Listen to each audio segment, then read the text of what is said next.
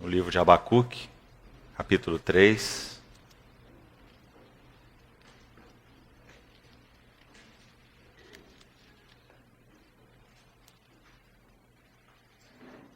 Versos 1 e 2.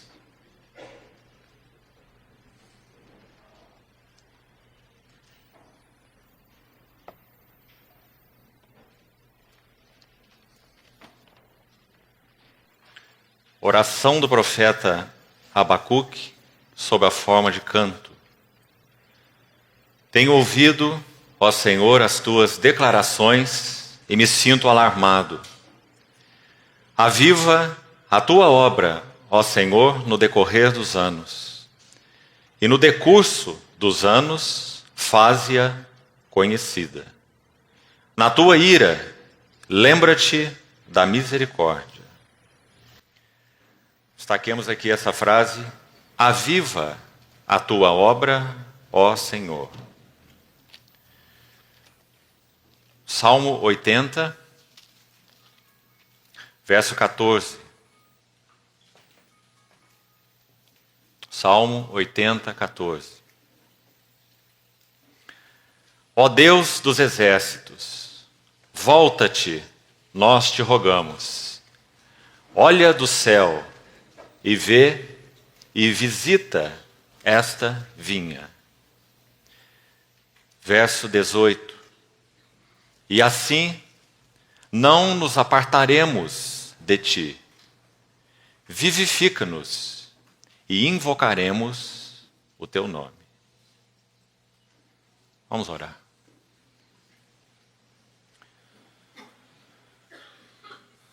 Querido Pai Celestial, somos gratos por nos reunir em nome de Teu Filho, Jesus Cristo.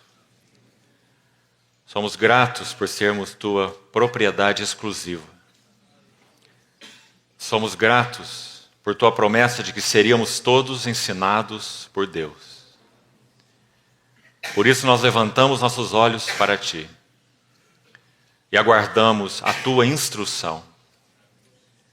Queremos receber Teu conselho debaixo de tuas vistas. Dá-nos o suprimento que carecemos para mais esse tempo de comunhão na tua palavra.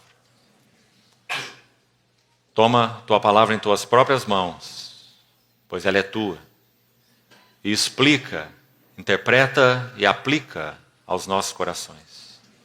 Em nome do Senhor Jesus oramos. Amém. Irmãos, desde setembro do ano passado, quando concluímos um período de conferência, uma boa parte dos irmãos que estão aqui também estavam há um ano atrás, nós passamos um período, podemos dizer, de uma gestação diante do Senhor, de um ano, em que esse encargo específico, descrito nesse verso do profeta Abacuque, se tornou mais e mais volumoso em nosso espírito, em nosso interior. Aviva a tua obra, ó Senhor. Um grupo de irmãos e irmãs durante esse ano, intensamente, tem compartilhado e orado a respeito desse encargo aqui. E então, o Senhor nos proveu, na sua graça, fidelidade, esse encontro juntos. Louvamos seu nome por isso. Temos aqui mais de 80 localidades diferentes, 1.200 irmãos. Nós apenas atribuímos isso à fidelidade amorosa de nosso Senhor. Sabemos que tudo o que recebemos vem dele, e por isso não nos gloriamos a não ser nele mesmo.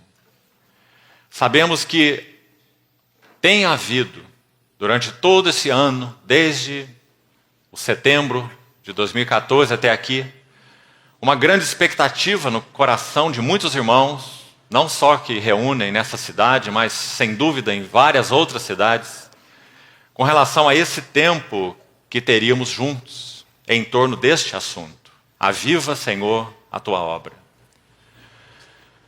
E por que essa carga em torno desse assunto que nos tem sido depositada, sabemos, pelo próprio Senhor? Irmãos, temos vivido dias extremamente desafiadores. Para qualquer lado que nós olhamos, os desafios são imensos. Desde o terreno do mundo e seus componentes, sejam eles quais forem, o político, o social, o econômico, seja quando olhamos para a esfera da igreja. E podemos dizer, sem sombra de dúvida, que essa é a esfera que realmente ocupa o encargo de nossos corações e nos gera tanto temor e tremor diante do Senhor. Estamos vivendo dias extremamente desafiadores, em que carecemos muito mais do que ensino e instrução. Nós temos carecido realmente de uma visitação divina sobre a igreja. Nós iremos, com a ajuda do Senhor, nesses períodos que teremos juntos, 3 períodos, hoje pela manhã, amanhã à noite e no domingo pela manhã, esses 3 tempos, nós vamos buscar examinar um quadro a respeito de despertamento espiritual. E vamos fazer isso no livro, em particular, no livro de Neemias. Nós sabemos que o livro de Neemias corresponde, em época, ao livro de Malaquias. E nós, então, iremos, de alguma maneira, combinar esses 2 encargos, mas nos detendo, em particular, nesse livro do profeta Neemias. Do Neemias, junto com o profeta Malaquias. Agora, antes de fazermos isso, era importante examinarmos os textos que acabamos de ler. Porque há 2 expressões aqui que serão de muita ajuda para nós dentro desse tema despertamento espiritual. Aviva a tua obra, ó Senhor. Nós sabemos que muito do que tem sido chamado de despertamento espiritual não tem realidade e conteúdo de um genuíno despertamento espiritual. Se conhecemos algo dos despertamentos espirituais na história da igreja, nós sabemos que eles têm marcas muito definidas e muito claras. Não envolvem movimentos externos, em primeiro lugar. Não envolve, muito menos, mudanças de estratégias ou de conduta para se fazer a obra de Deus de uma forma ou de outra forma. Avivamento espiritual genuíno, despertamento espiritual, ele tem marcas muito definidas. O livro de Neemias, assim como o de Esdras, iremos fazer um panorama geral nesse primeiro tempo, eles nos trazem marcas e evidências muito definidas do que é um verdadeiro despertamento espiritual. E isso é extremamente importante para que não sejamos deixados ao léu em um assunto como esse. Porque, irmãos, temos ouvido há muitos anos que o Brasil tem passado um período de despertamento espiritual como nação. Nós, de forma nenhuma, concordamos com isso. Não cremos que o Brasil tem passado um período de um genuíno despertamento espiritual. Nós sabemos que há aqui e ali, pela graça do Senhor, irmãos e irmãs, talvez pequenas assembleias, que têm sido, de alguma forma, sim, despertados pelo Senhor e experimentado algo mais fresco da presença do Senhor, do falar do Senhor, do amor uns aos outros, do próprio serviço ao Senhor. Mas não podemos dizer com isso que o nosso país é alvo de qualquer tipo de despertamento espiritual. Também, irmãos, esse assunto de despertamento espiritual, sem dúvida, passa por nossas vidas individuais.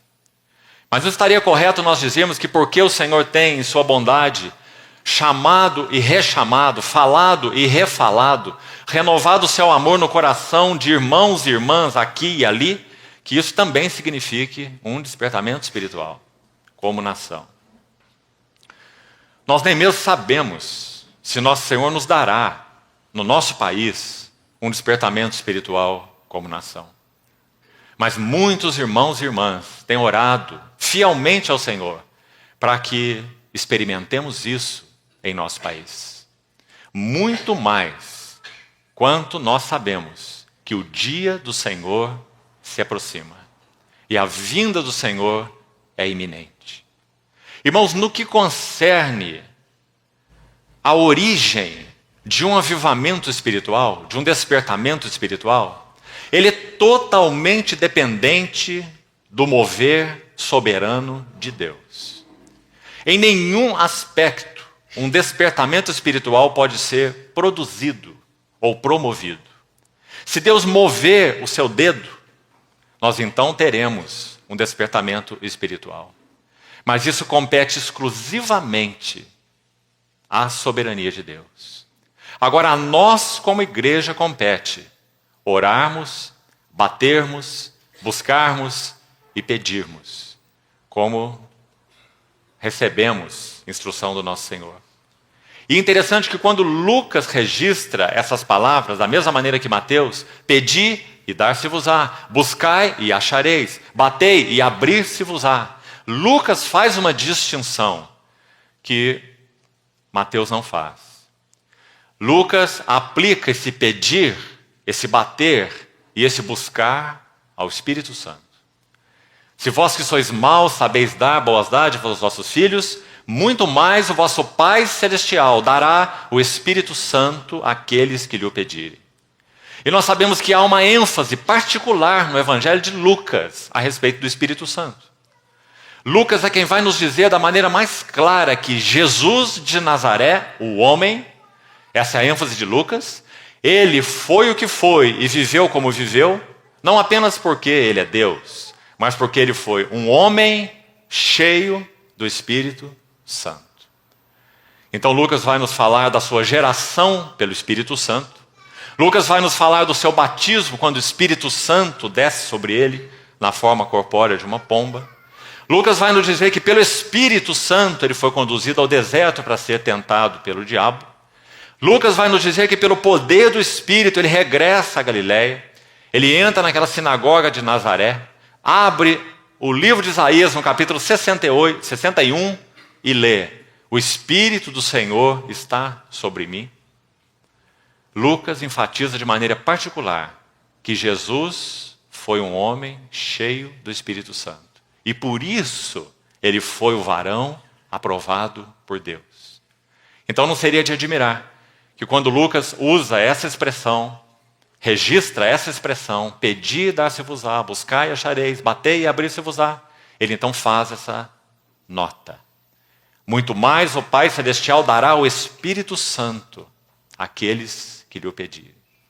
Então, irmãos, sim, é nossa responsabilidade como igreja, que até que nosso Senhor venha, e sua vinda, sem dúvida nenhuma, é iminente. Nós temos sido tão gratos ao Senhor por sermos uma geração que tem vivido a hora que nós temos vivido. Uma hora de tanta responsabilidade. Por outro lado, uma hora de tanto privilégio. E então, irmãos, mais ainda se aguça em nós a necessidade e o encargo de orarmos, pedindo, batendo e buscando, para que nosso Senhor Jesus não encontre, de alguma maneira, uma igreja moribunda na terra, mas sim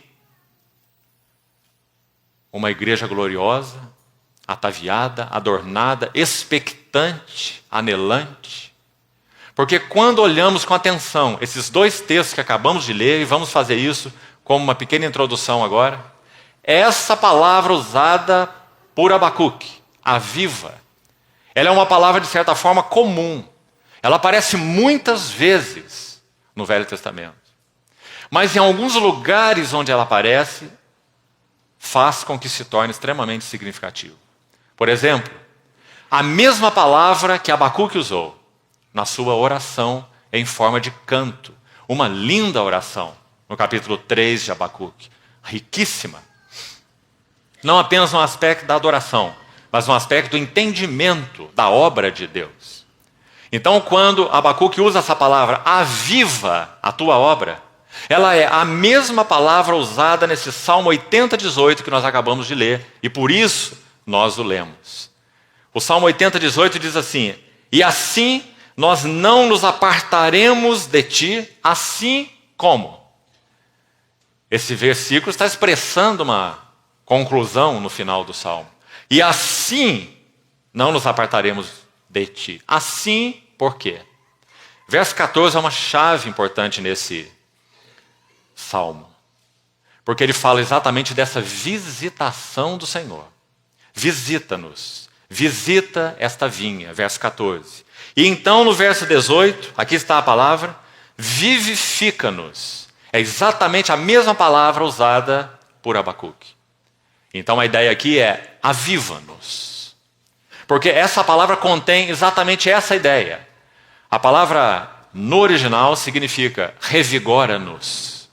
Significa reanima-nos. E também significa reaviva-nos. Então é uma oração em Abacuque 3:2 que busca de Deus vigor no que concerne a essa obra do Senhor. Revigora a tua obra, Senhor. Reanima a tua obra, Senhor. Reaviva a tua obra, Senhor. Agora, em linhas gerais, qual é a obra de Deus? Será que há algum versículo chave no Novo Testamento para nos ajudar a entender o que é a obra de Deus? Simples e direto? Claro que há. João capítulo 5. Quando o Senhor foi indagado, perguntaram a ele assim: que faremos para realizar as obras? No plural. A pergunta foi no plural. Que faremos para realizar as obras de Deus? E o nosso Senhor Jesus responde de uma maneira muito precisa e no singular, dizendo assim: a obra de Deus é esta. 2 pontos. Que creiais naquele que por ele foi enviado. Nós sabemos que essa palavra crer, não só na maneira como João a usa, mas em todo o Novo Testamento, colocada de forma simples, crer significa estar unido a. João, nos seus 5 escritos, tem um único tema, e não é diferente nesse versículo. Tudo que João escreve é sobre união com Cristo. União com Cristo no seu evangelho, união com Cristo nas suas epístolas, 3 epístolas. Na primeira epístola, João usa mais de 20 vezes a palavra permanecer. Por que João usa essa palavra com tanta ênfase? Porque ele coloca sua ênfase na união com Cristo. Permanecei nele, para que quando ele se manifestar, dele não vos afasteis, envergonhados na sua vinda. Permanecer. Porque João tem ênfase na vida de união com Cristo, e isso é fé na linguagem de João. Fé para João é união com Cristo. Nós sabemos aqueles 2 versos no seu evangelho, que tantas vezes já mencionamos juntos. João 1,18 e João 13,23. As únicas 2 menções onde aparece a palavra peito ou seio. Um dos pares de palavras no Evangelho de João que nos ajuda a ver qual é a sua ênfase. O filho no seio do pai, em João 1,18. Ninguém jamais viu a Deus, mas o Deus unigênito está no seio do pai e é quem o revelou.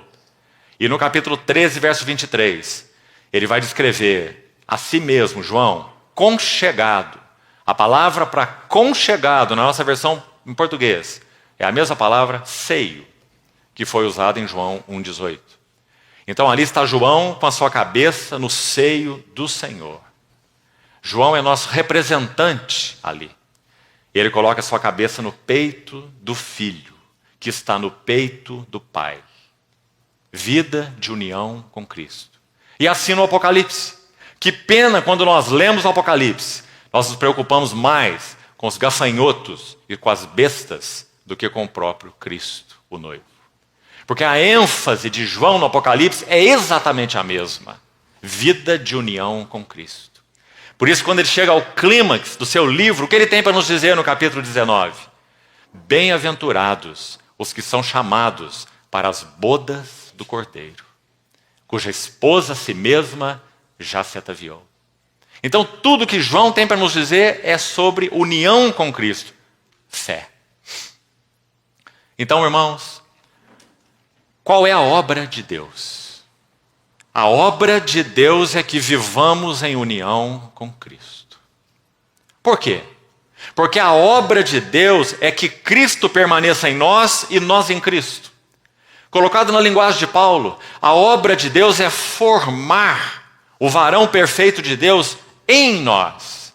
Meus filhinhos, por quem sofro de novo dores de parto, até que Cristo seja plenamente formado em vós.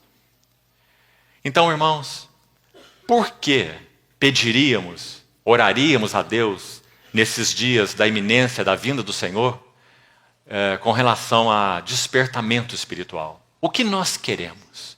Nós queremos mais poder? Nós queremos mais capacidade para fazer isso ou aquilo de alguma maneira? Nós queremos problemas resolvidos?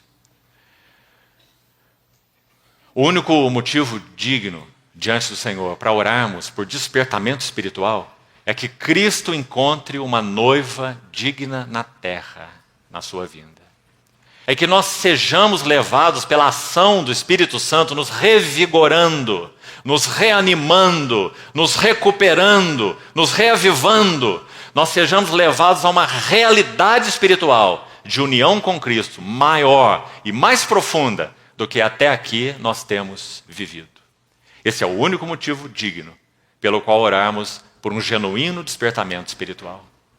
Agora, sabe, irmãos, por infelicidade nossa também, mesmo no seio da igreja, nós nos deparamos com tanta incredulidade nesse assunto relacionado a despertamento espiritual. Parece que nós não somos um povo herdeiro de todos os despertamentos espirituais que tivemos em 2000 anos da história da igreja. E cada um de nós só está aqui nessa noite porque Deus moveu o seu dedo em genuínos despertamentos espirituais na história da igreja. Nenhum de nós estaria aqui e o Evangelho já teria sido sepultado se o Espírito Santo não tivesse, vez após vez, visitado. E usamos essa palavra de maneira proposital. Ela está aí no Salmo 80, 14. Visita tua vinha. O que é despertamento espiritual?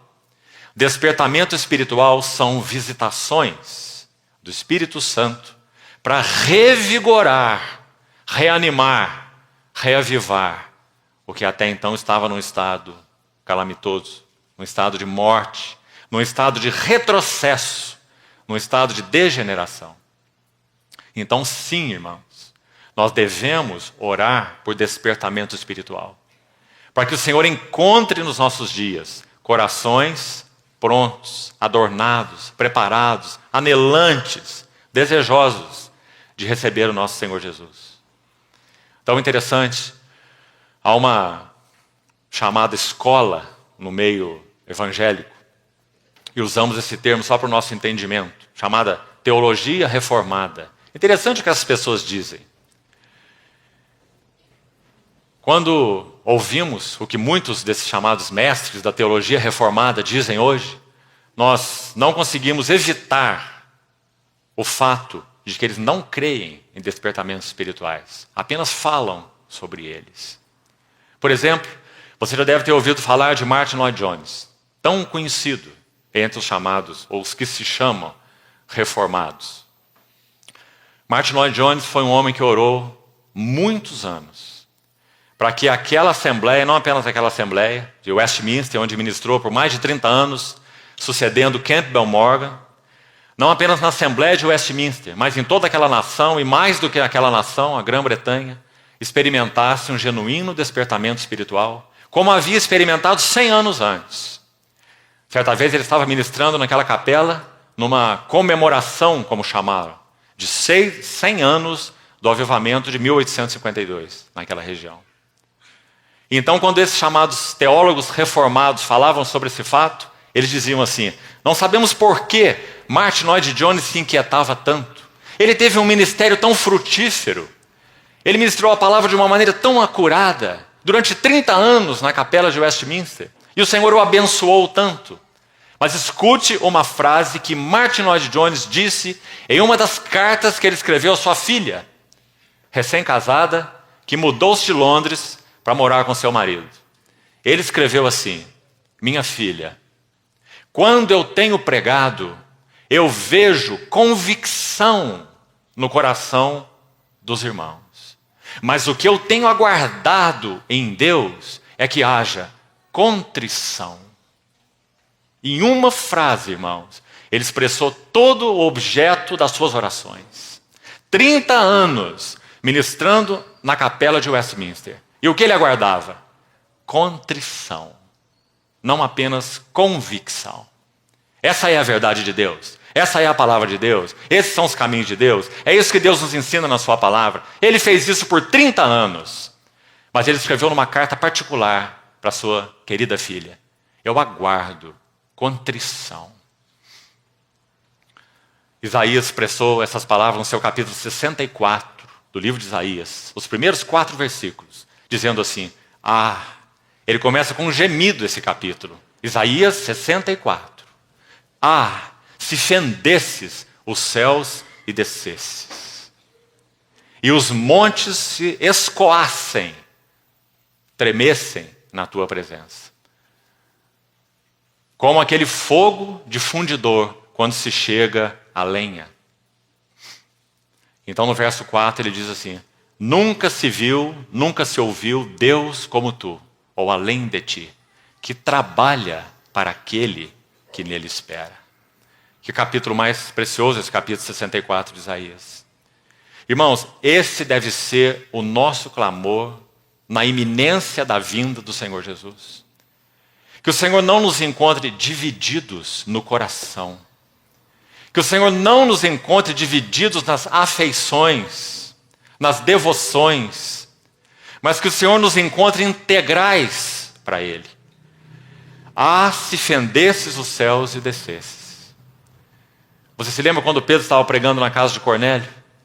Você sabe que Pedro pregava ali de maneira muito hesitante, não é? Imagine o quadro. Pedro entrando na casa de um gentio, Cornélio. Então Pedro vai ali depois de receber uma visão do céu 3 vezes. Aquilo que Deus purificou, não consideres comum ou imundo. Ele foi convencido então, de alguma maneira, a ir à casa de Cornélio. Mas, de alguma forma, Pedro pregava de maneira bastante hesitante aquela sua mensagem no capítulo 10. Mas então o que acontece? O Espírito Santo interrompe Pedro. Como que dizendo: Pedro, você já falou o suficiente. Agora é minha hora de agir. Então o Espírito Santo introduz a casa de Cornélio na realidade espiritual do corpo de Cristo. Irmãos, nós sabemos, sem dúvida nenhuma, que o livro de Atos narra história e que aquela história se cumpriu daquela forma por uma dispensação particular de Deus. Nós temos plena consciência disso. Nós não oramos buscando um novo Pentecostes de Atos capítulo 2. O Pentecostes foi um fato histórico, assim como o Calvário é um fato histórico. E como já disse um irmão, nunca deveríamos colocar Calvário aqui e Pentecoste aqui. Mas deveríamos colocar Calvário e Pentecostes no mesmo nível. Porque a obra do Pentecoste é tão santa quanto a obra do Calvário. São 2 lados de uma única moeda. Deus enviou o seu Filho, Gálatas capítulo 4. E Deus enviou o Espírito do seu Filho. A obra de Deus estaria completa se o Espírito Santo não fosse derramado após o Calvário. Primeiro o sangue, depois o óleo. Irmãos, embora tenhamos que ser fiéis naquilo que o Senhor já nos tem confiado, quando nós falamos em orar por um genuíno, puro despertamento espiritual nesses dias, nós não estamos pensando em nada que seja espúrio e que não tenha genuinidade, mas estamos reconhecendo que por mais fiéis que possamos ser, por mais aplicados que possamos ser ao ensino, por exemplo, ajudando-nos uns aos outros, aquele que ensina, esmere-se no fazê-lo, disse Paulo em Romanos 12. Mas por mais que sejamos fiéis, nós ainda carecemos de algo. E que algo é esse? Se fendesses os céus e descesses. Ou na linguagem do Salmo 80:14. Ó Deus dos exércitos, nós te rogamos, volta-te. E a ideia nesse versículo da palavra volta-te é: volta teu rosto. Esse salmo é um testemunho de Asaf. Nos dias que ele estava vivendo, ele estava vendo que Deus estava como que com seu rosto virado. Então ele diz: nós te rogamos, volta o teu rosto para nós. Volta-te, nós te rogamos. Olha do céu, vê e visita esta vinha. Qual era a condição dessa vinha? Leia o versículo seguinte, versículo 15. Ela está decepada.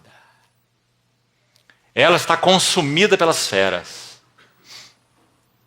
Nós te rogamos, olha do céu, vê e visita esta vinha.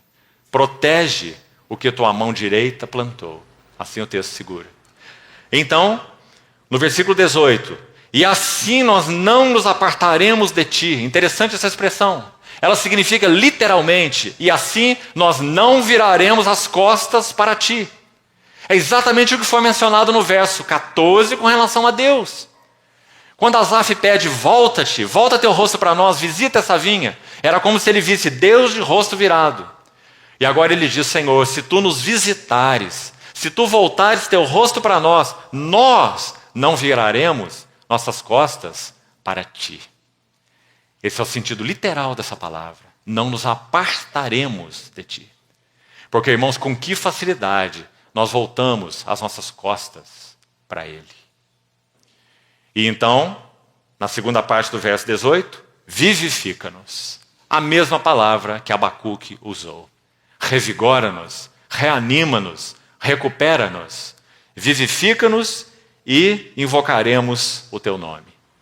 Agora, irmãos, ainda nesse salmo, quantas vezes aparece a expressão faze resplandecer o teu rosto e seremos salvos? Você já viu? 3 vezes. E é claro que essa ênfase é importantíssima nesse salmo. Está aí no verso 3, está aí no verso 7, está aí no verso 19. O salmo conclui assim: restaura-nos, ó Senhor dos exércitos, faze resplandecer o teu rosto e seremos salvos. De acordo com esse salmo, como nós poderíamos definir o que é um despertamento espiritual genuíno? Eu penso que precisamos capturar essas 3 palavras. 2 do verso 14, veja aí. Ó Deus dos exércitos. Deus dos exércitos. Segunda palavra no final do verso 14.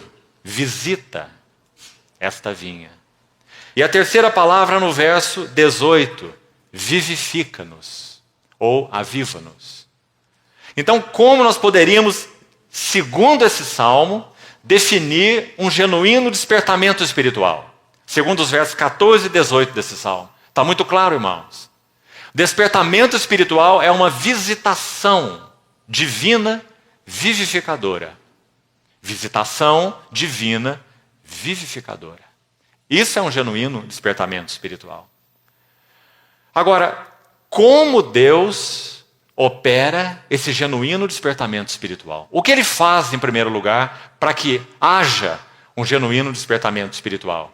Qual é o objetivo do Espírito Santo, se por sua graça Ele se dá à sua igreja? Então nós temos 3 vezes, nesse salmo como já citamos, faze resplandecer teu rosto e seremos salvos. Irmãos, talvez a primeira coisa que um genuíno despertamento espiritual nos concede é uma visão renovada das glórias da pessoa e da obra do Senhor Jesus. Aí começa um genuíno despertamento espiritual. Quando o Espírito Santo se dá à sua igreja, chama-nos a atenção para as glórias da pessoa e da obra do Senhor Jesus. Então, 3 vezes nesse salmo, faze resplandecer teu rosto. E logo no versículo 1, a frase final no versículo 1, é mostra teu esplendor. Você vê pelo que Asaf orava? Quão focada é essa oração de Asaf, esse testemunho de Asaf? Você vê o que ele busca, irmãos? Mostra o teu esplendor. No versículo 1. E 3 vezes, faze resplandecer teu rosto. Agora, vamos ao livro do profeta Jeremias, capítulo 29. Essa palavra que foi usada no verso 14 do Salmo 80, visita, ela aparece em uma hora importante para nos ajudar no contexto do livro de Neemias, que iremos compartilhar durante essas 3 sessões. Ela aparece em Jeremias capítulo 29, no verso 10, da seguinte forma: Assim diz o Senhor, logo que se cumprirem para a Babilônia, agora nós já estamos no contexto de Neemias, de Esdras, de Ester, de Ageu, de Zacarias, de Malaquias, esses 6 livros. Assim que se cumpram para a Babilônia 70 anos, na versão que estou usando diz, atentarei para vós outros. A palavra precisa aqui é, eu vos visitarei. É a mesma palavra do Salmo 80, verso 14, na oração de Asaf, ou no testemunho de Asaf. Olha do céu, vê e visita esta vinha. Então nós vemos aqui uma promessa, uma afirmação do Senhor, que Ele faria isso após 70 anos de cativeiro. Como Ele iria recuperar esse povo do cativeiro? Então, importante para nós vermos que essa foi a palavra usada. Como se o Senhor então estivesse dizendo, eu vou trazê-los de lá por uma visitação. Agora, irmãos, como os livros de Esdras e Neemias definem essa visitação? Nós nos perderíamos se nós não pudéssemos fazer essa sequência de maneira adequada. Nós poderíamos pensar em visitação de muitas maneiras. Talvez aqui cada um tenha ideia de visitação de Deus de uma forma. Visitação de Deus é quando isso ou aquilo é promovido, quando milagres acontecem, quando dons espirituais são manifestados, e por aí nós vamos. Teríamos muitas ideias do que seria um despertamento espiritual. Mas qual é a ideia de Deus? Quais são as evidências de um genuíno despertamento espiritual? Então, aquilo pelo que Asaf orou, no Salmo 80, Jeremias profetiza como uma palavra de Deus, certa e segura. Após se cumprirem para a Babilônia 70 anos, eu vos visitarei. Agora vamos ao livro de Esdras e vamos ver como o Senhor visitou o seu povo. E o que significa essa visitação divina, vivificadora, como falamos. Esdras capítulo 1, nos versículos 1 a 5, os que introduzem o livro de Esdras, fazendo uma sequência com o final do livro das crônicas, uma repetição, usa 2 vezes aqui uma palavra importante. Veja no versículo 1 e no versículo 5. Primeiro é dito assim no versículo 1, primeiro versículo do livro de Esdras. No primeiro ano de Ciro, rei da Pérsia, para que se cumprisse a palavra do Senhor por boca de Jeremias, nós acabamos de ler o texto, Jeremias 25 também trata desse assunto, e Jeremias 29, nós lemos o capítulo 29. Então, Deus, veja aí, despertou o espírito de Ciro. Não apenas despertou o espírito de Ciro, mas veja o verso 2, parte final.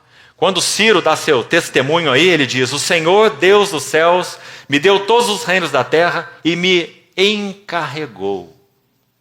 Não apenas despertou, mas deu uma carga. Então nós já temos aqui indícios importantes do que é um despertamento espiritual, um avivamento espiritual. Em primeiro lugar, ele começa na hora de Deus. Ele é totalmente dependente do mover de Deus, do dedo de Deus, da soberania de Deus. Deus despertou o espírito de Ciro. Mas não apenas despertou, ele encarregou. Carga. Agora no versículo 5, veja de novo a mesma palavra. Então se levantaram os cabeças de famílias de Judá e de Benjamim, e os sacerdotes e os levitas, com todos aqueles cujo espírito Deus despertou. De novo. Genuíno despertamento espiritual começa em Deus. Despertou para que subissem, verso 5, a edificar a casa do Senhor, a qual está em Jerusalém. E agora vamos fazer um resumo panorâmico da história, para podermos na próxima sessão entrarmos, ou talvez essa mesmo, no final, em alguma coisa sobre o livro de Neemias. Mas vá observando, irmão, com atenção, quais foram as evidências desse genuíno despertamento espiritual após 70 anos na Babilônia. Já foi mencionado aqui ontem, que quando o povo de Deus saiu do cativeiro da Babilônia, eles nunca mais adoraram ídolos. Mas há um detalhe a mais aí. É-nos dito na história que o povo de Deus que permaneceu na Babilônia não retornou como remanescente para Jerusalém, mesmo na Babilônia, não mais adoraram ídolos. Quando o povo de Deus saiu de lá após os 70 anos. Muito interessante. Foram curados de sua idolatria mesmo dentro da Babilônia. Então há registros muito interessantes de alguns eruditos que vão nos ajudar aí, dizendo como o povo de Deus foi curado da adoração a ídolos dentro da Babilônia. Nos próprios rituais de casamento, por exemplo, que eles faziam dos seus filhos, aqueles que permaneceram, os rituais dos seus casamentos, todos focados na palavra de Deus do Velho Testamento, não seguiram com a adoração de ídolos, mesmo dentro da Babilônia. De alguma maneira profunda, o Senhor os curou da adoração a ídolos. Quando o Senhor chamou a primeira leva de cativos dali, sob a liderança de Zorobabel e Josué. Zorobabel significa filho da Babilônia, ou nascido na Babilônia. Quando o Senhor chamou aquela primeira leva de cativos, então um processo oriundo desse despertamento espiritual é claramente descrito no livro de Esdras e entra pelo livro de Neemias. Então nós vemos no capítulo 3, se você abrir o livro aí, numa visão rápida, se você olhar para o capítulo 3, você vai ver que o primeiro elemento restaurado foi o altar. Sempre, antes de sermos introduzidos em verdades mais profundas relacionadas à casa de Deus, precisamos ter uma apreciação adequada do altar. Que fala do quê? Todas as vezes que o altar é mencionado no Velho Testamento, ele aponta para a cruz de Cristo. Sempre, invariavelmente. O primeiro elemento restaurado em Esdras capítulo 3, versículo 3, foi o altar. Eles firmaram o altar sobre as suas bases. Antes dos assuntos da casa de Deus se abrirem, mesmo no livro de Esdras, no livro de Neemias, na sequência, o altar foi firmado nas suas bases. Importante, irmãos. Nós nos perderíamos falando sobre serviço na casa de Deus, sobre ministério na casa de Deus, se nós não temos uma correta apreciação da obra, pessoa e obra, do Senhor Jesus, no que concerne a sua obra consumada no Calvário. Uma apreciação da cruz. É o primeiro elemento em um genuíno despertamento espiritual. O altar nas suas bases. Agora, que coisa interessante. O verso 3 dizer que depois que o altar foi firmado, eles ofereceram holocaustos ao Senhor, ainda que estavam debaixo do terror dos povos de outras terras. Tão importante. Eles entenderam que se a relação deles com Deus estivesse correta no altar, eles não precisariam temer os seus inimigos. Que importante entendimento. Nenhum grupo de cativos, nem mesmo um exército, que partisse de Babilônia e fosse para uma Jerusalém destruída, teria esse comportamento. Esse comportamento é uma tolice. Qualquer líder minimamente instruído, levando uma leva de pessoas, quer sejam civis, quer sejam soldados, isso não importa, para uma cidade destruída, nunca colocaria um altar para oferecer sacrifícios. O primeiro elemento que seria restaurado seria os muros de proteção, porque eles estariam expostos a inimigos de todos os lados, feras. Jerusalém é uma cidade destruída. Mas aqui nós temos um povo que retorna, 50 mil pessoas despreparadas, desprotegidas, e colocam um altar sobre as suas bases. Porque eles entenderam que se essa relação com Deus estivesse acertada, eles não precisariam temer os seus inimigos. Que importante, irmão. Logo em seguida, ainda no capítulo 3, o que nós vemos? Alicerces são lançados. Outra evidência de um despertamento genuíno. Se o Espírito Santo, por sua graça, encontrar lugar em nós, para que nós sejamos realmente recuperados, revigorados, reanimados, antes que nosso Senhor volte, essa segunda marca será evidente. Nós nos preocuparemos com alicerces na casa de Deus. E aqui vamos tomar muito cuidado, irmãos. Porque nós não estamos falando de teologia sistemática. Irmãos, tem muitas pessoas que sabem usar aqueles nomes bonitos, que são até difíceis de pronunciar. Cristologia é tão estudada por pessoas que pouco conhecem Cristo. Escatologia, como chamada, tão estudada por aqueles que não têm um verdadeiro maranata em seu coração. E esse é sempre um risco para nós. Pneumatologia, como se chama o estudo do Espírito Santo, veja isso. Pneumatologia tão estudada, mas nenhuma vida no Espírito, vida para Deus. Teologia sistemática, que o Senhor nos guarde disso. E que o Senhor recupere em nós devoções, afeições para Ele mesmo. Não que ela seja inútil ou desnecessária. Ela tem seu lugar e tem seu valor. Mas, irmãos, que o Senhor encontre em nós não estudantes de cristologia e nem de escatologia, mas aqueles que conhecem Cristo, moram nele. Permanecei em mim e eu permanecerei em vós. Que o Senhor encontre em nós não estudantes de escatologia, mas pessoas que têm um verdadeiro maranata no seu coração. Nós podemos estudar muita escatologia, mas nunca levantarmos nosso face para o Senhor e dizermos, ora vem, Senhor Jesus. Percebe, irmão? Paulo, quando termina a sua epístola aos Coríntios, no capítulo 16, ele diz assim, se alguém não ama ao Senhor Jesus, seja anátema. E então ele diz, Maranata. Você viu o que ele fez nesse versículo? Ele une esse Maranata ao amor ao Senhor Jesus. Ninguém que não ama o Senhor Jesus realmente vai dizer Maranata. Ele pode conhecer muita cristologia, ele pode conhecer muita escatologia, mas ele não tem um Maranata em seu coração. Ele não anseia ver o Senhor.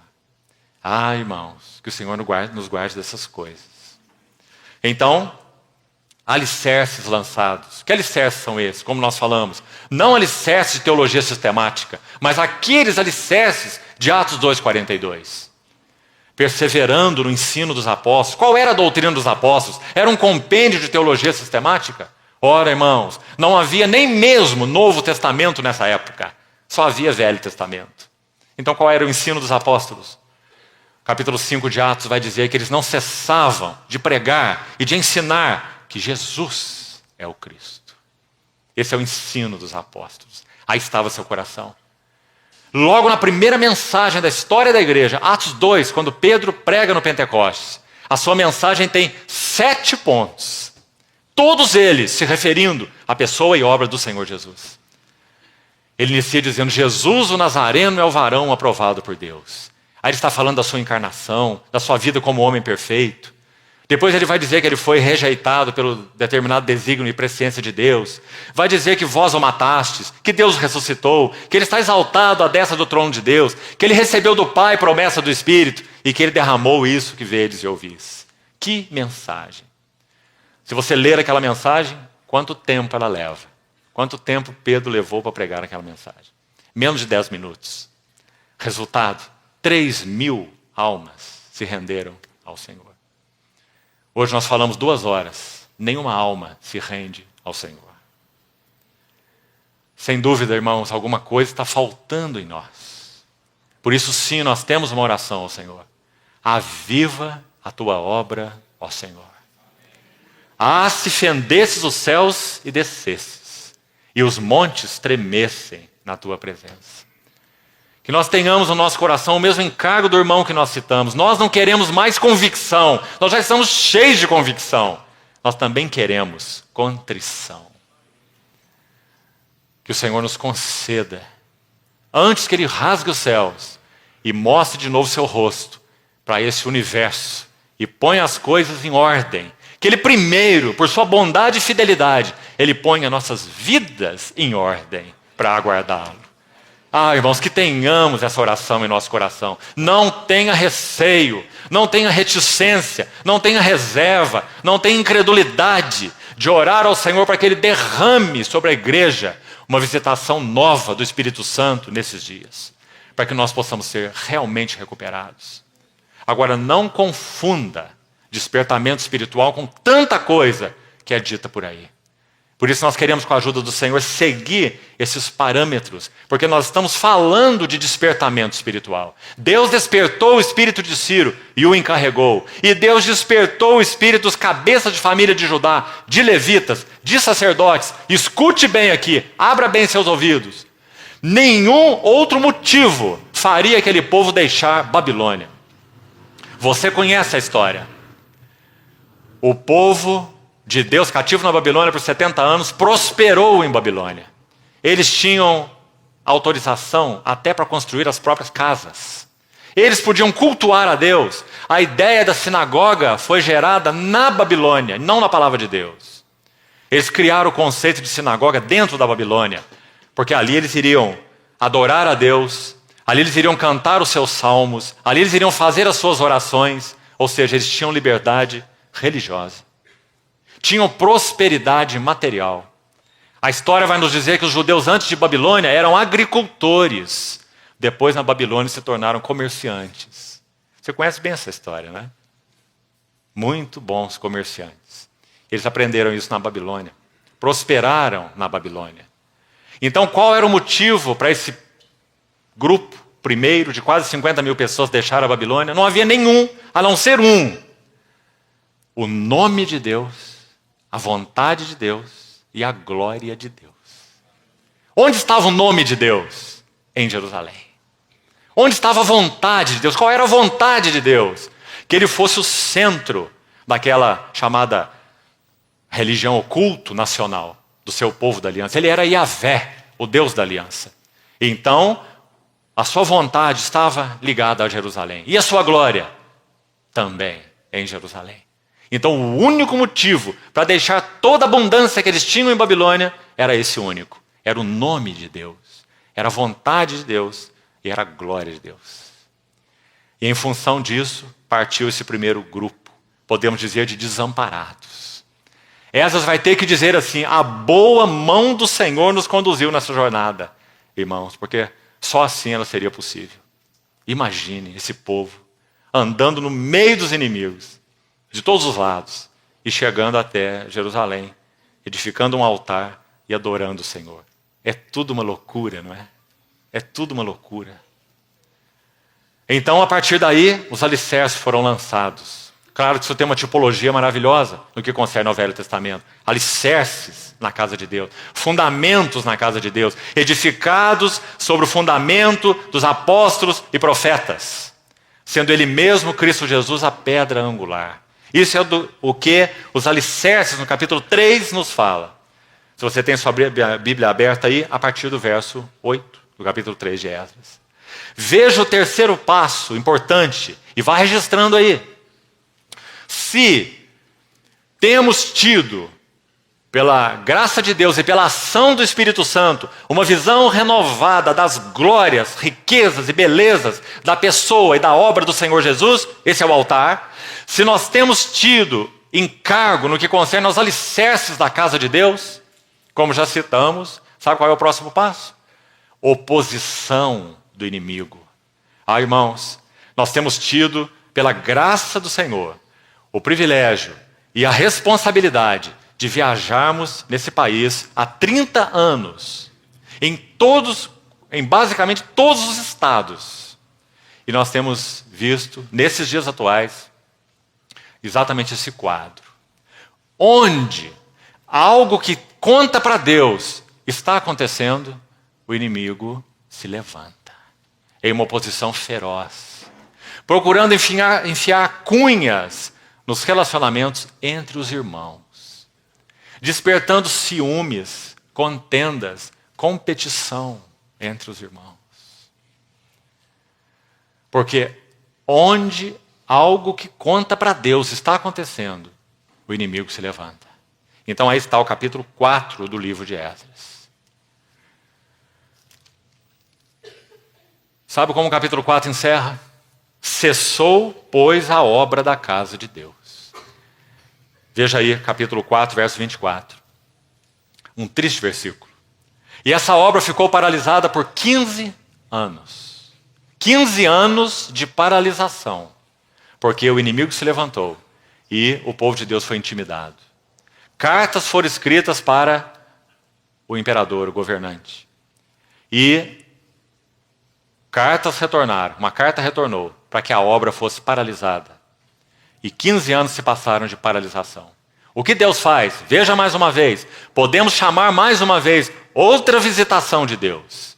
Agora uma visitação de Deus através de 2 profetas. Ageu, o velho, e Zacarias, o jovem. Como já nos foi lembrado aqui, o livro de Ageu ocupa 15 semanas, precisamente. 15 semanas. Ageu exerce o seu ministério. Tão maravilhoso. Porque 15 anos de paralisação haviam acontecido. Mas não paralisação no que concernia aos próprios interesses daquele povo. Porque Ageu vai nos dizer que eles estavam morando em casas bem acabadas. Com relação ao seu teto, estava tudo muito bem. Com relação à sua família, o seu contexto menor, tudo estava muito certo. Mas a casa de Deus permanecia em ruínas, na linguagem de Ageu. Então Ageu vai usar no capítulo 1 uma linguagem impressionante ali, dizendo assim: é por isso que Deus retém de vós o cereal, o vinho e o azeite. Que figura mais interessante que Ageu usa. Porque no Salmo, irmão, 104, verso 15, essas figuras são interpretadas de uma maneira tão bonita, tão significativa, que vale a pena para nós atentarmos. Quando o povo de Deus deixou de se envolver com aquilo que estava no coração de Deus, que era a casa de Deus, onde estava o nome de Deus, a glória de Deus, a vontade de Deus, e se envolveram com seus próprios interesses, o que o Senhor fez? Fechou os céus. E eles não tinham cereal, nem vinho e nem azeite. Como o Salmo 104, verso 15, interpreta esses elementos? Você já viu? Lá vai dizer que o trigo lhe sustém as forças, ou cereal, fala de vigor. Lá vai dizer que o vinho alegra o seu coração, porque vinho fala de alegria e gozo. E vai dizer que o azeite lhe dá brilho ao rosto, porque obviamente ele é uma figura do Espírito Santo e de testemunho. Azeite lhe dá brilho ao rosto. Ou seja, quando eles se envolveram com seus próprios interesses, deixaram a casa de Deus, o que eles perderam? Perderam vigor espiritual, perderam alegria espiritual, gozo espiritual e perderam testemunho espiritual. Trigo, vinho e azeite. Muito impressionantes. E Ageu vai mencionar exatamente os 3. E vai dizer: o Senhor os retém porque vocês vivem em casas apaineladas, mas a casa de Deus permanece em ruínas. Então vai usar o profeta Zacarias, o jovem Zacarias, de uma maneira igualmente maravilhosa, com suas visões, as suas abordagens, no que concerne então a visão de Deus e a visão da casa de Deus, no livro de Zacarias. Então, estamos aí no capítulo 5 de Esdras. Veja aí. Quando o Senhor levanta Ageu e Zacarias, estão registrados aí, no capítulo 5 de Esdras. Depois de 15 anos de paralisação. Agora, sabe o que há de impressionante e maravilhoso aqui? A carta que foi enviada para que a obra de Deus fosse paralisada ainda estava em vigor. Nada havia mudado. Mas Deus levantou Ageu e Zacarias com a palavra profética. Uma visitação de Deus através dos 2 profetas. E então o que eles fizeram? Puseram de novo as mãos à obra. Fizeram isso com o risco de perder os seus pescoços. Porque eles estariam contrariando o decreto real, que em nada tinha sido alterado. Não é impressionante, irmãos? Eles se basearam exclusivamente na palavra de Deus através de Ageu e de Zacarias. Depois, quando eles então reiniciaram a obra, mais acusações contra eles.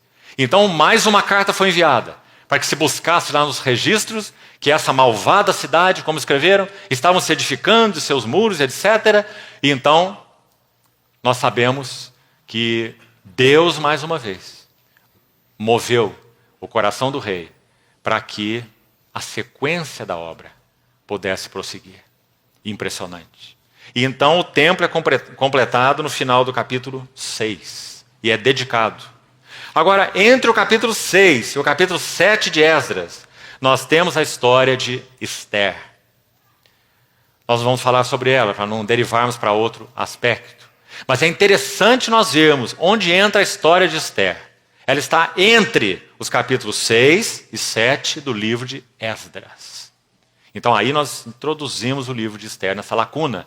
É uma lacuna de 58 anos. Sabe o que aconteceu nessa lacuna, por exemplo?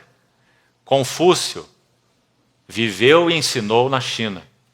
Buda viveu e ensinou na Índia. E sabe qual é o resultado disso? 0.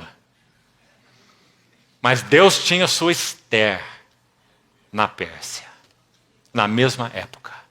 E por causa de Esther, o povo de Deus foi preservado. E por causa de Esther, nós temos Esdras. Então no capítulo 7 nós chegamos em Esdras. Esse capítulo 7 vai começar a descrever algo da sua história, de maneira tão maravilhosa. E passando rápido sobre ela, nós vamos destacar mais 2 pontos de um genuíno despertamento espiritual, de uma genuína visitação do Senhor. Lá estava Esdras, exercendo as suas funções na Babilônia. Mas então no versículo 10, um verso chave, capítulo 7, versículo 10 de Esdras, resume seu encargo, seu coração e seu serviço. É dito que Esdras tinha disposto, apresentado completamente, sem reservas. Ele tinha disposto seu coração. Que palavra importante aí. Aí não diz seu intelecto. Embora sem dúvida, não tenha dúvida, Esdras tinha um grande intelecto. Esdras não é apenas um escriba entre os judeus. Ele é reconhecido como sendo o escriba. A ele é imputado o fato de ter colocado juntos os livros do Velho Testamento. Então, Esdras, o escriba, ele dispôs seu coração para fazer 3 coisas. Ele iria buscar a lei do Senhor, a palavra do Senhor, buscá-la. Ele iria cumpri-la, ou seja, obedecê-la. E ele iria ensiná-la em Israel. Então nós podemos resumir o ministério de Esdras assim. Verso 27 vai citar um outro elemento importante sobre ele. Vamos citá-lo antes de resumirmos o ministério de Esdras. É dito no verso 27 que quando Esdras tem o encargo de deixar Jerusalém e ir para a Babilônia, de novo, o Senhor move o coração do rei. Então olha o verso 27. Bendito seja o Senhor Deus de nossos pais, que deste modo moveu o coração do rei para, e aqui tem uma palavra importante, ornar, embelezar, adornar a casa do Senhor que estava em Jerusalém. Então Esdras faz 3 coisas importantes. Vamos resumir seu ministério assim.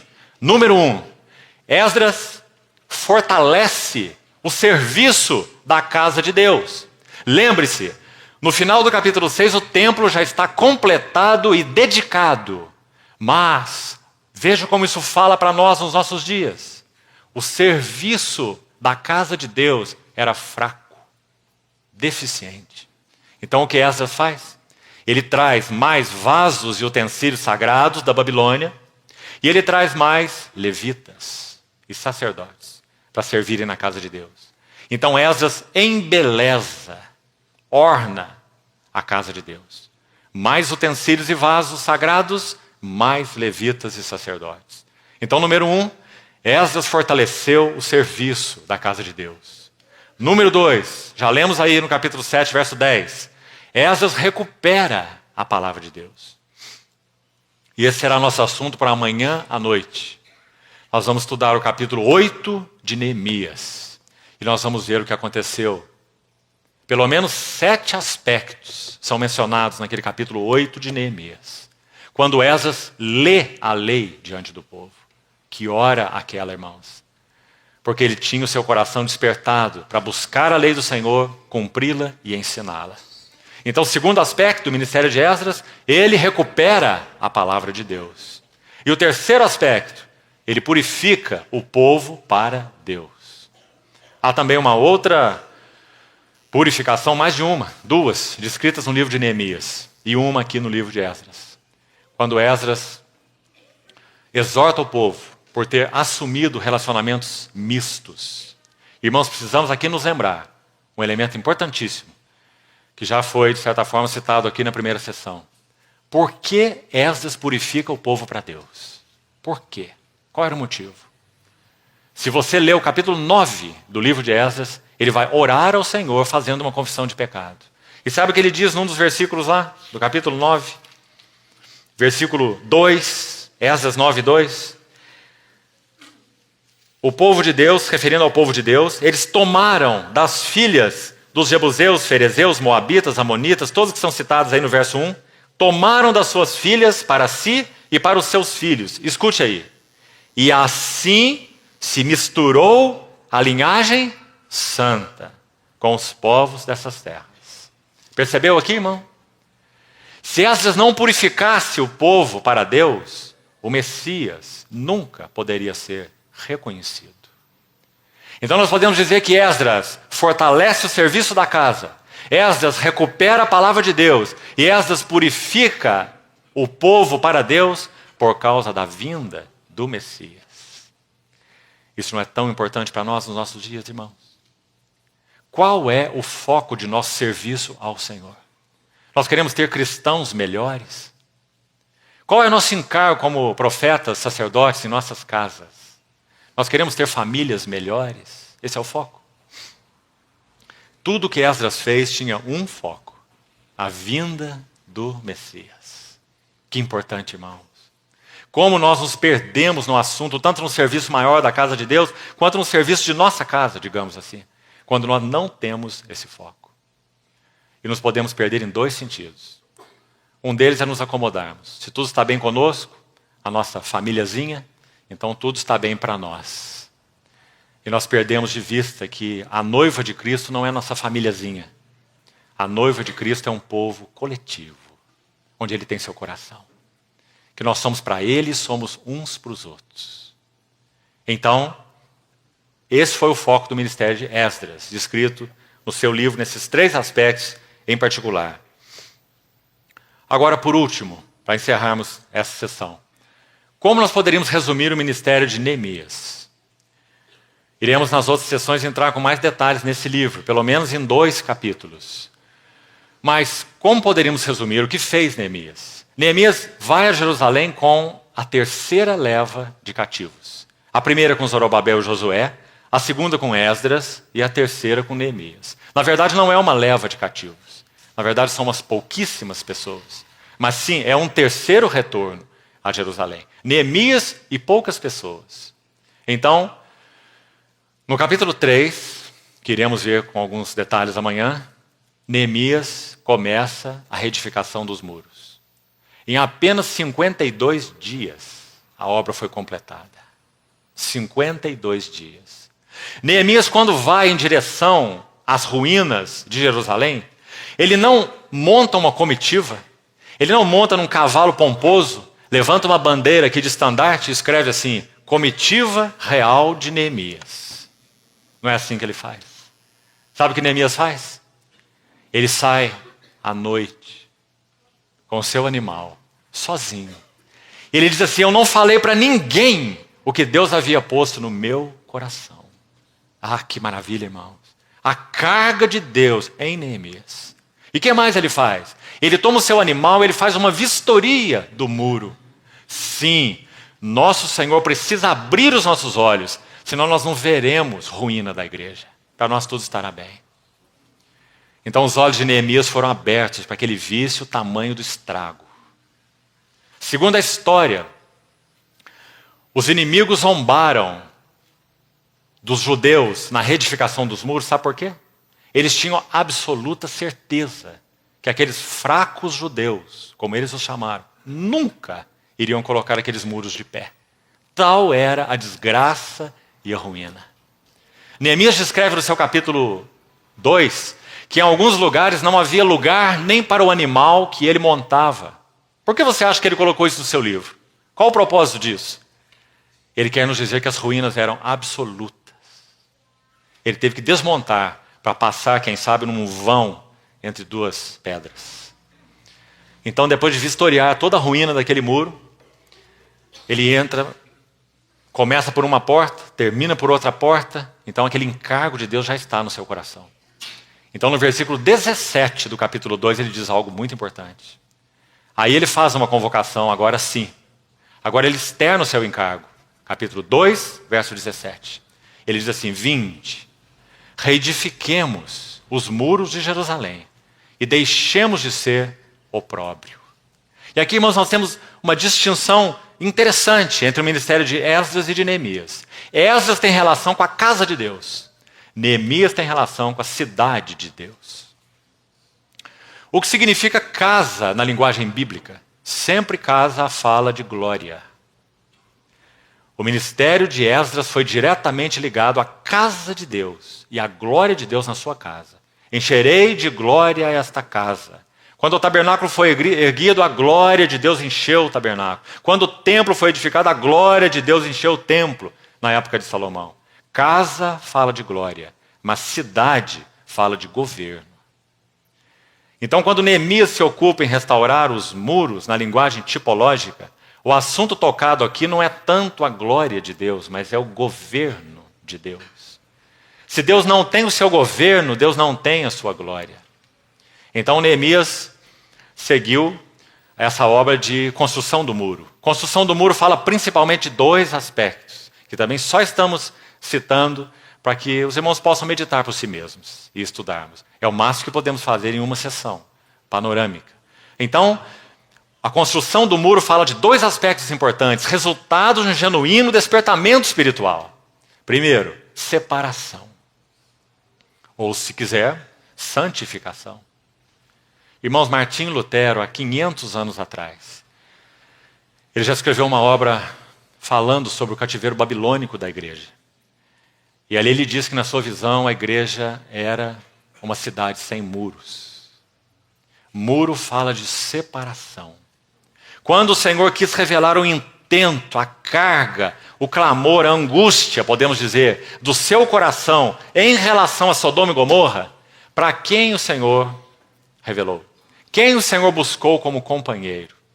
Abraão, na porta da tenda em Hebrom. Não com Ló, misturado e corrompido dentro de Sodoma. Separação. Mas sabe o que é de impressionante nesse assunto aí? Quando Pedro vai descrever o que Ló estava sentindo em Sodoma, escute o que Pedro fala. Pedro fala assim: Ló estava aflito. Ele afligia sua alma justa. Ló afligia sua alma justa pelo procedimento libertino daqueles insubordinados. 2 Pedro capítulo 2. Então você não pode dizer que Ló estava confortável em Sodoma, porque não é isso que a Bíblia diz. Diz que ele estava aflito em Sodoma. Mas embora aflito, ele estava ainda misturado. Então nós teríamos que perguntar: por que o Senhor não fez a revelação do seu juízo sobre Sodoma para quem estava em Sodoma? Uma alma justa e aflita no meio de Sodoma. Percebe, irmão? A distinção importante aqui. Porque embora fosse uma alma justa e aflita, ele estava contaminado. Ele estava misturado. Então o Senhor revelou o seu coração a Abraão na tenda em Hebrom. Que figura mais linda aquela. Quando aqueles 3 homens passam ali. Um era o próprio Senhor. 2 eram anjos. E tem aquela comunhão com Abraão. 2 partem para ir até Sodoma. E 1 permanece. E Abraão tem comunhão com ele. 5 vezes ele é chamado de o Senhor, o Senhor, o Senhor. E Abraão tendo comunhão com ele. Na sua tenda em Manre. Recebendo a revelação de Deus do que ele iria fazer com Sodoma. E sabe o capítulo 19 de Gênesis vai nos dizer? Que aqueles anjos tiveram trabalho para tirar Ló de Sodoma. O texto vai dizer que eles tiveram que apertar com Ló. Essa é a palavra usada lá. Mais que isso. Tiveram que tomar Ló pela mão. E retirá-lo de Sodoma. Como que dizendo: anda Ló, enquanto é tempo. Sobe essa campina. Vai para outra cidade. E Ló ainda queria ficar em Zoar. Uma cidade próxima. Onde ele podia se acomodar. Uma das cidades que ainda estavam debaixo do juízo. Eram 5 cidades. Você vê como Ló estava corrompido? Então, muro fala de separação. Irmão, será que o trabalho do Espírito Santo em nós tem sido genuíno, verdadeiro?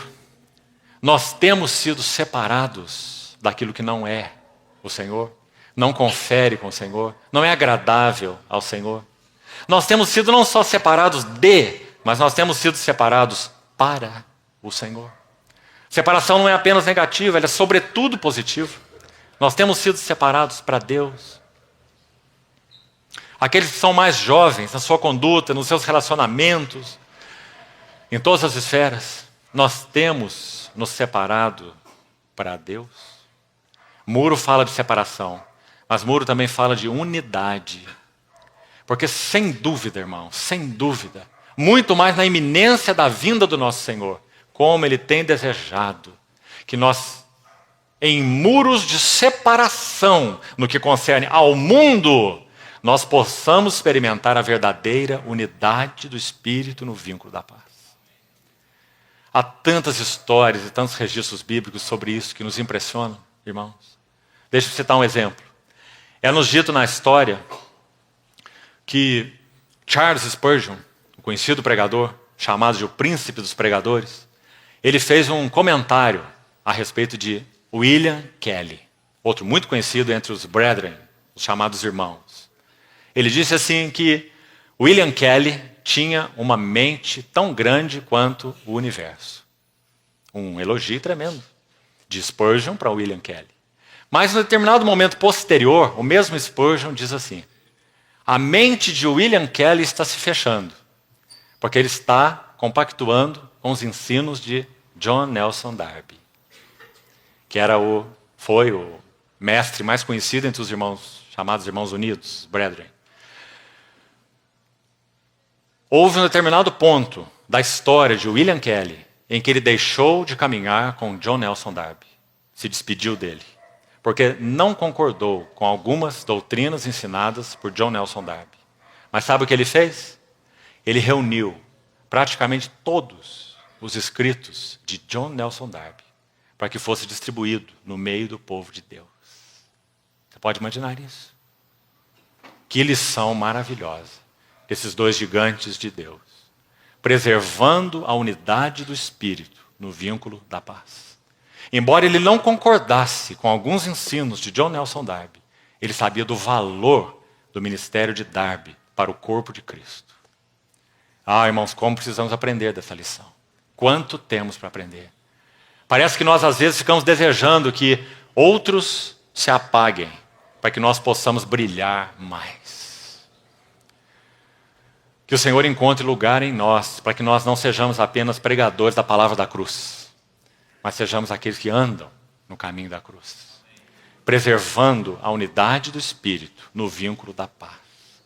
Isso Muro também fala. Separando aquilo que está fora para que fique fora. Nós, como igreja em geral, estamos encharcados de mundo. Talvez nunca houve um tempo na história da igreja em que a psicologia tenha se arrojado para dentro da igreja como na nossa era. Desastre. Terrível. A igreja não precisa de nada externo a ela para crescer. Efésios 4,16 diz que o corpo de Cristo efetua o seu próprio aumento para a edificação de si mesmo em amor. Nós só precisamos do Espírito Santo e da palavra de Deus. Não precisamos de psicologia. Mas no meio do povo de Deus, nós estamos encharcados de autoajuda e de psicologia de todos os tipos.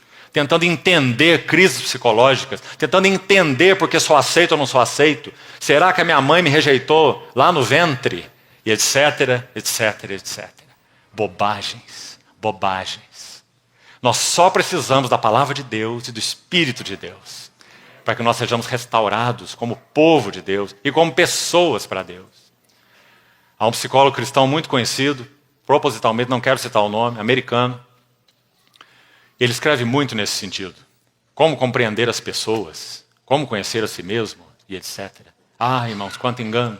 Conselheiros profissionais, aconselhando no meio do povo de Deus, e nós estamos perdendo a palavra de Deus. O que nós precisamos no meio do povo de Deus não é de mais psicólogos, é de mais Esdras, que amem a palavra de Deus, que a busquem de todo o coração, que saibam que a palavra de Deus é o único instrumento para nos recuperar para Ele. Então o muro fala de separação e de unidade, e essa foi a primeira contribuição de Neemias. Segunda coisa importante é o capítulo 8. Neemias vai registrar Esdras lendo a lei diante do povo. Então, Renovação do primeiro amor. Capítulo 8 de Neemias. O primeiro amor é renovado. Não aquele amor romântico. Não aquele amor primeiro de quando nós nos convertemos. Não. O melhor amor. A primazia do amor. Este amor. Então, vamos ter tempo em outras sessões, se o Senhor permitir, de estudarmos o capítulo 8 de Neemias. Renovação do primeiro amor. E por último, para concluirmos, Neemias, ele coopera na restauração do que podemos chamar de vida corporativa. No capítulo 11 do livro de Neemias. Quando aquelas pessoas que moravam em outras cidades ao redor de Jerusalém são encorajadas a se mudarem para lá, até mesmo sortes são lançadas para que 1 em cada 10 habitantes se mudassem para Jerusalém, para fortalecer a vida da cidade. Na tipologia, na linguagem do Novo Testamento, podemos dizer a vida corporativa fortalecida. Talvez não haja nenhum capítulo que expresse isso para nós de maneira mais clara do que 1 Coríntios capítulo 12. A vida corporativa fortalecida. O corpo é um e tem muitos membros. Sendo muitos, constituem um só corpo. Assim também com respeito a Cristo. Então ele vai falar todo aquele capítulo sobre essa restauração da vida corporativa, a função do corpo de Cristo. Então assim, o livro de Neemias coopera para o nosso entendimento desse despertamento espiritual.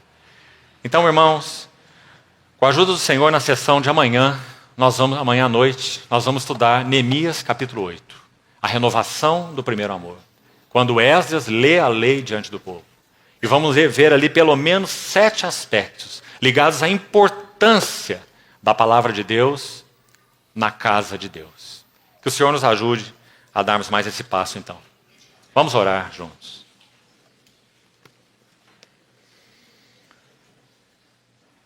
Pai, entregamos mais uma vez Tua palavra compartilhada nas Tuas mãos, para que o Senhor mesmo a tome e venha aplicá-la e explicá-la aos nossos corações. Nós nos confiamos a Ti e pedimos ao Senhor que nos guarde a mente e o coração nessa tarde e nos prepare ainda para seguirmos ouvindo a Tua palavra nessa noite. Entregamos tudo a Ti, Senhor. Somos Teus. Recupera-nos para Ti. Revigora-nos para Ti, Senhor. Te pedimos, em nome do Senhor Jesus. Amém.